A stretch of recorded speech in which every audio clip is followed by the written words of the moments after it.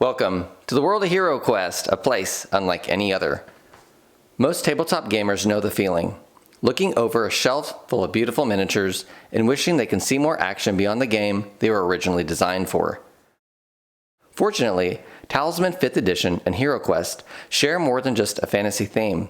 They also feature miniatures with a remarkably similar scale and aesthetic, making them ideal candidates for crossover adventures. In previous videos, we explore how the classic HeroQuest experience could be expanded by bringing 3rd edition heroes into the beloved 90s game system, and adapting Avalon Hill's modern character designs and unique abilities for use in the dungeon-crawling world of HeroQuest. We then turn the tables, transporting the re-released HeroQuest Heroes into the realm of Talisman through an outstanding collaboration between John from Talisman Island and Fernando Odanan Prado. The result was a polished, thematic homebrew experience that felt right at home alongside official Talisman content. Now, it's time to explore the crossover from the opposite direction. Whether you're a longtime fan of HeroQuest, looking to expand your roster of adventurers, or a Talisman player eager to get more mileage out of your collection, this project offers a creative and thematic bridge between two of fantasy gaming's most enduring titles. Let's delve into the cards, abilities, and design choices that bring these iconic Talisman characters into the dungeons of HeroQuest. This is the Fair Weatherman.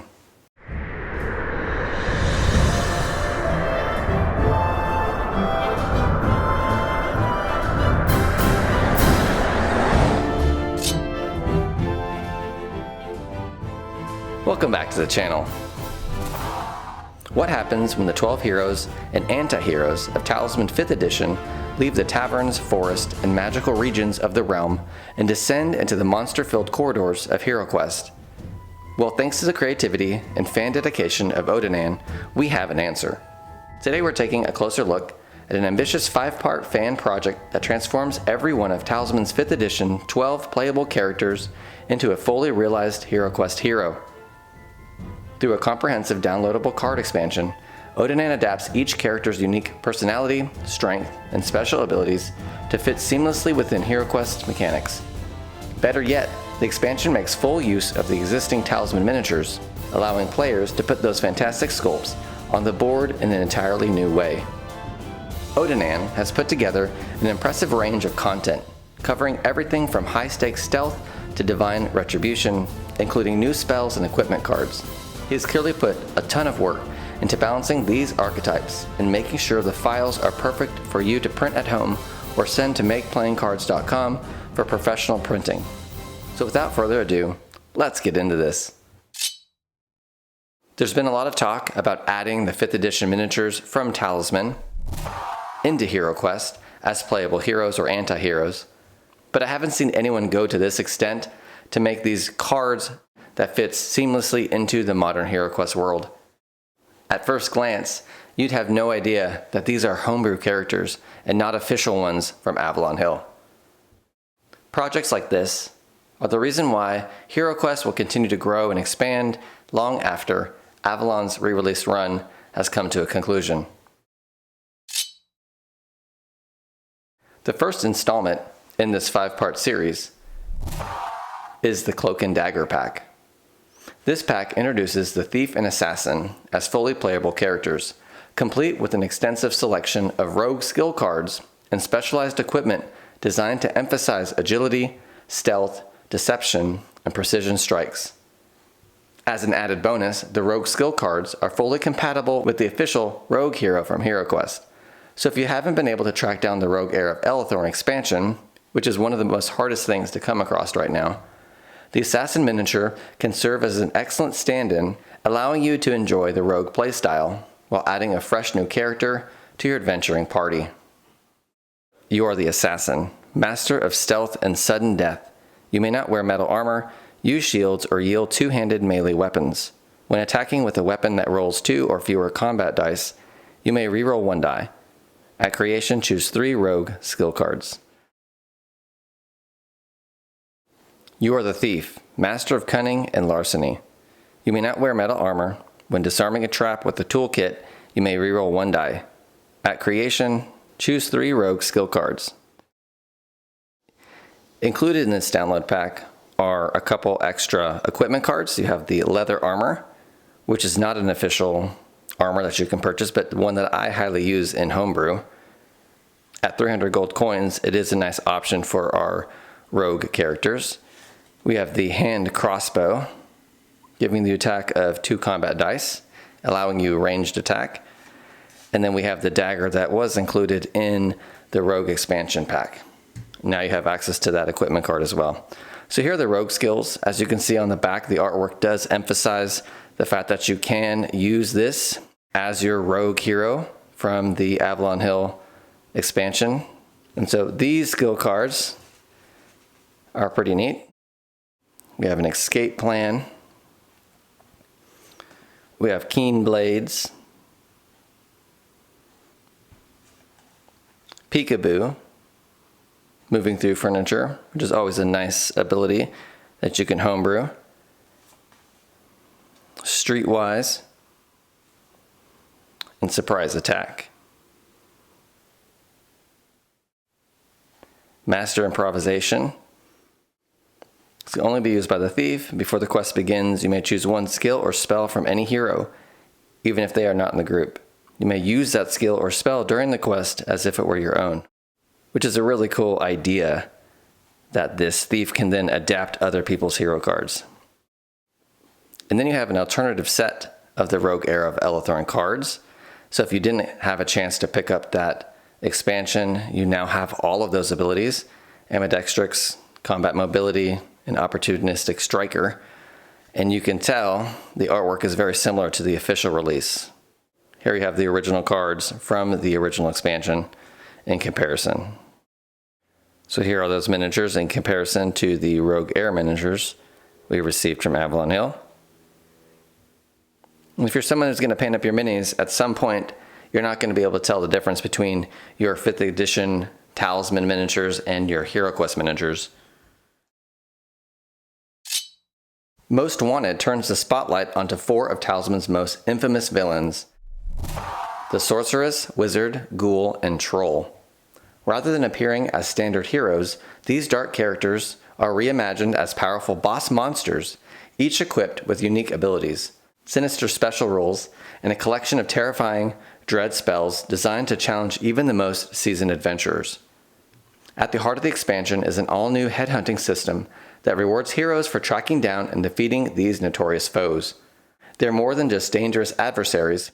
They're high-valued targets whose defeat brings glory and valuable rewards. And for players who prefer to walk on the darker side, the expansion also includes bonus cards that allow these iconic villains to be played as heroes, adding more variety and replayability to your HeroQuest campaigns. So these 2 can be used as heroes or anti-heroes, and then these are your 3 that you can use as villains for our heroes to track down and kill. Now, I'm not a huge fan of Antiheroes and HeroQuest. I do firmly believe that there should be a clear distinction of our heroes that are for good, going into the dungeons and destroying monsters and evil sorcerers. And I don't quite like playing with these heroes that are kind of flawed, borderline evil, like the occultist, like even the warlock. Not a huge fan. You're the necromancer, a yielder of dark magic with the power to command the undead and to cast 6 necromancy spells. When a non-undead enemy dies within 3 spaces, you may collect 1 soul token. As an action, discard 3 soul tokens to regain a used spell. You may only use the weapons, artifacts, and equipment usable by the wizard. You are the occultist, a scholar in forbidden and perilous knowledge. You are unable to wear armor or yield 2-handed weapons, nor can you use weapons with 3 or more attack dice.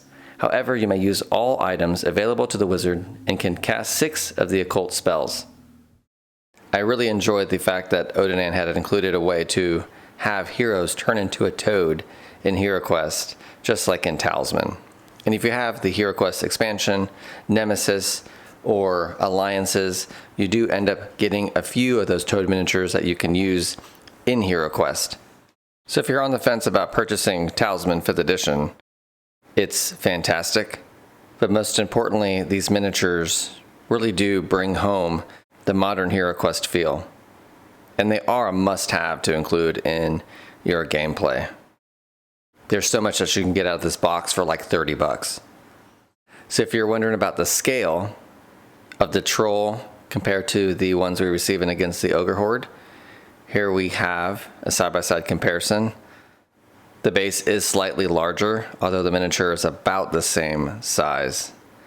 And compared to the ogres we receive, they are a bit smaller. But then again, this is just a massive mini.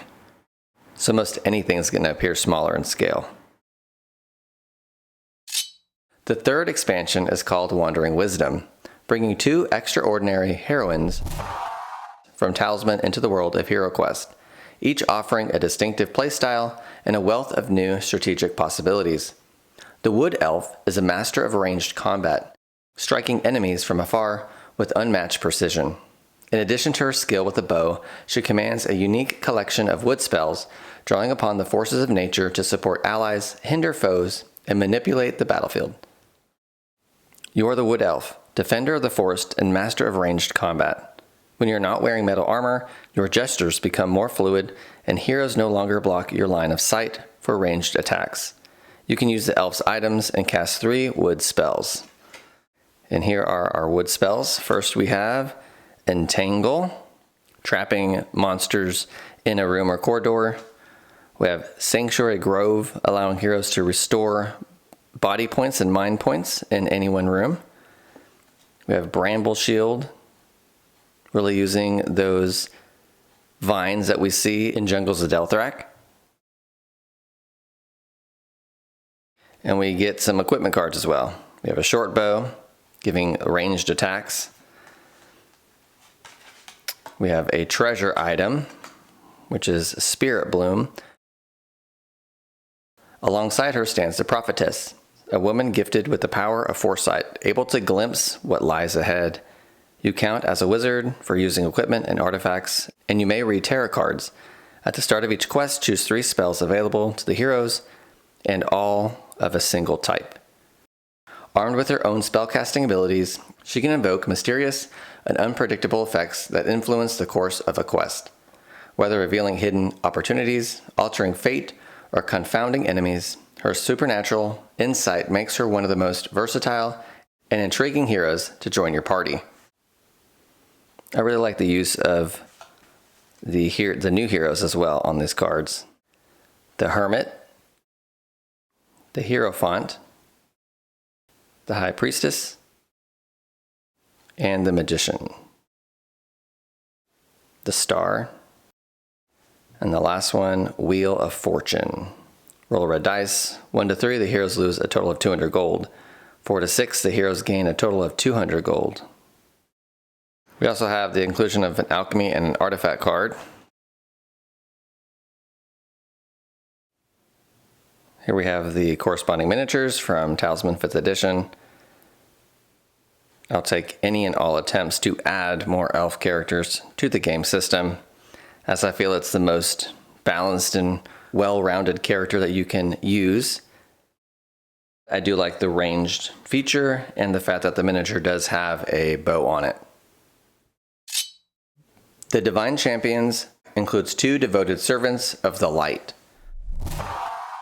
Each character features custom artwork, unique spell abilities, and access to all new decks of divine spells, bringing the power of faith directly to the battlefield. From inspiring blessings and miraculous healings to protective wards and holy wrath, these sacred abilities provide powerful support for any adventuring party, whether safeguarding their companions from danger or striking down the servants of darkness with righteous fury. The Divine Champions embody courage, devotion, and unwavering resolve, serving as shining beacons of hope in the face of overwhelming evil. You're the Friar, loyal member of a sacred medicine order, devoted to the Lord's work. You cannot wear armor or use weapons except the sling and staff. At the start of each quest, choose 9 divine spells. I do like the inclusion of the Friar instead of just porting over the monk, which we already see in the HeroQuest re-release. That monk is more of a warrior monk, and this one is more of a peaceful friar. We also have the Priest, an intermediary between the mortal and divine. You may wear any armor, but can only use blunt weapons, sling staff, heavy staff, or mace. At the start of each quest, choose 6 divine spells. Now, this pack I do really think is pretty cool because we haven't really received a warrior priest or of any sort of hero that we can use in HeroQuest. I do think it would be easy to incorporate a Warhammer Quest style hero into the game system, but these actually are quite unique and are fun additions to the game. And here are the ways that you can use these powers. The Lord's Work allows the Friar to neither spend or trade away the gold you earn. Instead, you gain access to 1 additional divine spell at each of the following milestones. So as this hero acquires gold, they also acquire more good deeds to use in the dungeon. So we have divine spells, anointing of the sick, armor of faith, blessing of arms, divine champion, communal benediction,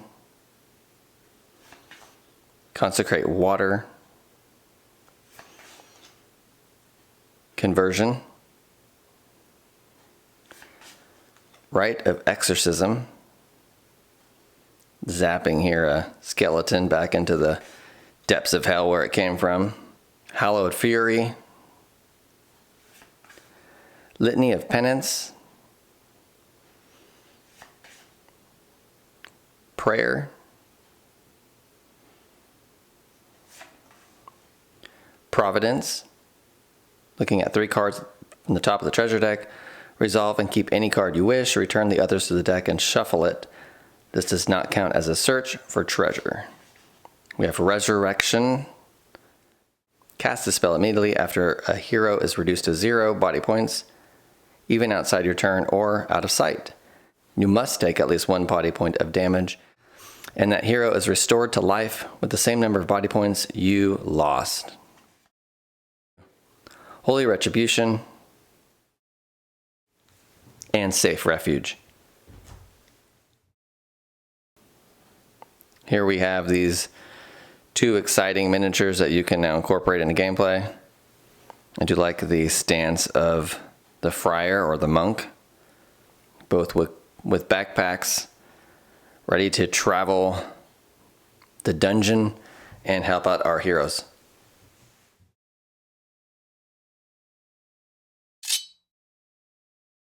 The last of the card expansions celebrates the art of combat, introducing 2 battle-tested heroes to your HeroQuest adventures, the Fearless Warrior and the Resolute Dwarf Soldier.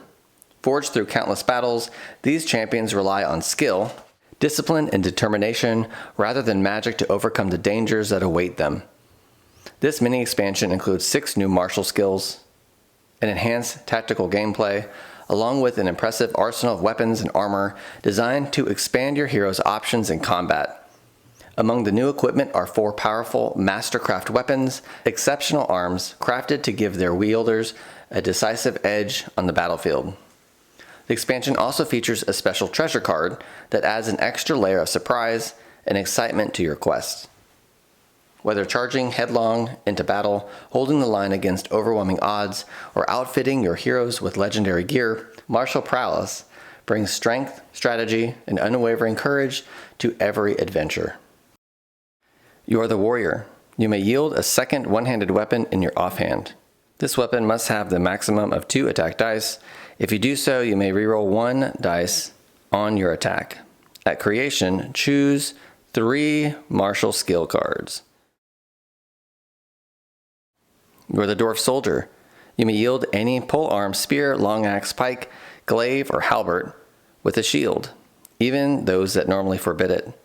Alternatively, if you yield a polearm with both hands without a shield, you may reroll 1 attack dice. At creation, choose 3 martial skill cards.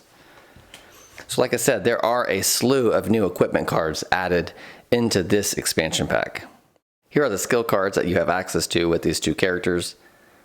Long Guard, Brothers in Arms. If you're adjacent to another hero, you may use the skill to reroll 1 die when attacking and defending. Regain the skill at the end of your turn.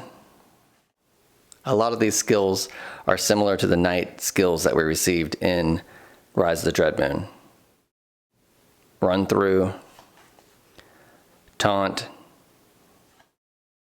and here are the equipment cards. We have a broadsword, a long axe, the dwarven axe, which the artwork looks very similar to the axe the dwarf yields in the game system, an elven sword, a glaive, the halberd, a Norden greatsword,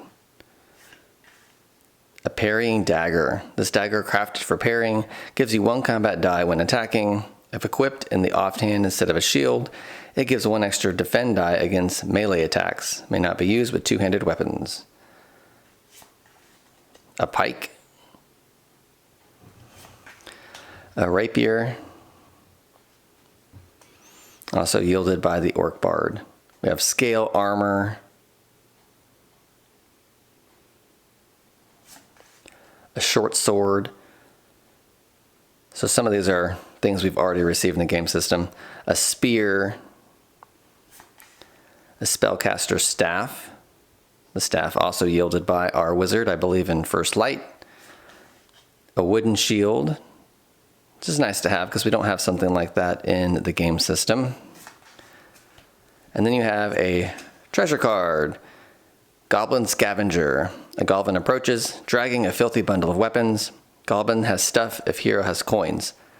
Shuffle the equipment deck and draw 2 cards. You may purchase any of them for half their price, rounded up. Then the goblin scampers away. Love that. Love the goblin. Love the addition to a kind of wandering merchant. Now, I didn't see any information on if these cards were specifically using AI art. I'm assuming that they are. I know some of y'all in the community are against that idea. These 2 miniatures are really special, and I feel like are beautifully sculpted in such a way that they do fit seamlessly into the HeroQuest game system, even if you were to use this dwarf just as a stand-in. It also doesn't specifically state that this is a male or female in either 5th edition Talisman or the game card that Odonan has created. I did initially think it was a female. The artwork does make it appear that it might be a male.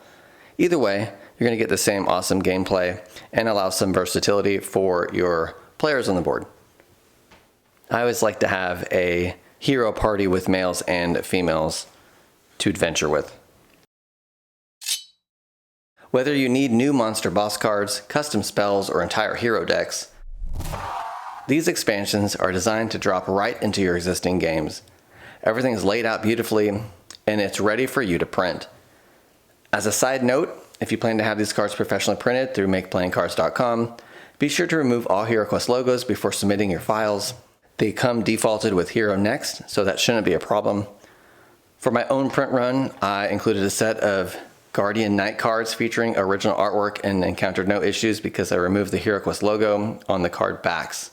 I also created 2 sets of hero cards, one using the modern First Light artwork and another featuring the classic 90s illustrations. To tie everything together, I substituted Odinan's Hero Next logo, which allowed the cards to be printed without any problems. I think many of us are thematic board gamers, and we really like the idea of having cards that match the miniatures we're playing on the table.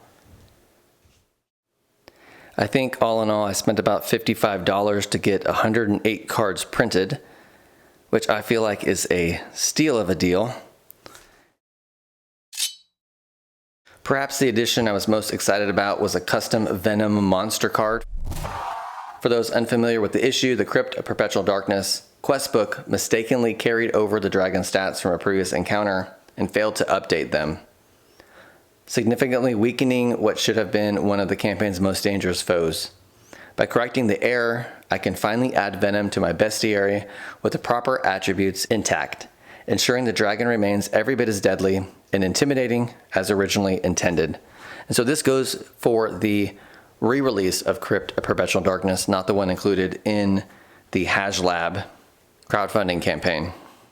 If you're interested in purchasing one of these little bestiary books, I picked it up on Amazon for maybe like $10 to $15 a couple years ago.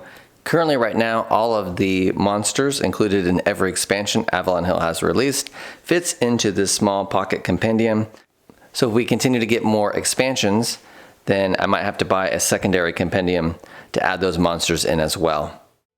In closing, if you want to transform your Talisman miniatures into the backbone of your next HeroQuest campaign, you can grab the full set over at Odinan's Gumroad page. I've got the link in the description below. If you've never purchased anything off Gumroad, know that it's a name your fair price system. A suggested donation of around $5, but feel free to give whatever you see fit. For all of my viewers in the States, know that the charge will come as an overseas purchase and your credit card might flag it as fraud, so be warned. And speaking of donations, if you liked the video, be sure to like, comment, and subscribe below. And for those of you who want to support the channel, feel free to do so by pitching in to buy me a coffee. As always, danger, you will soon discover, lurks in every shadow. Come, let the quest begin.